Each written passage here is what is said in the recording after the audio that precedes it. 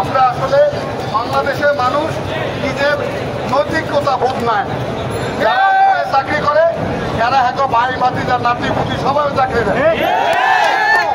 আমার মতো গরিবের ছেলে চাকরি কোথায় হবে?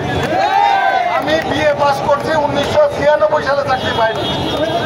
আমাকে চাকরি দেওয়া হয়নি, আমি আজকে মোটরসাইকেল চালাই। তার কারণ আমার কোনো লোক ছিল না, আমি মুক্তিযোদ্ধা ছিলাম না। কেন বাংলাদেশে বৈষম্য? কেন বাংলাদেশে বৈষম্য? কি চাকরি পাবে না?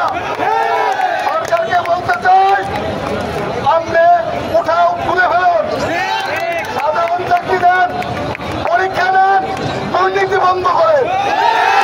পরীক্ষা হোক, বাংলাদেশের মানুষ, বাংলাদেশের কৃষক শ্রমিক আপাতত মানুষ লক্ষ লক্ষ টাকা খরচ করে ইউনিভার্সিটিতে পড়ে মেধা অনুযায়ী কোনো চাকরি পেয়ে না, তারা কিনা হ্যাপি করবে?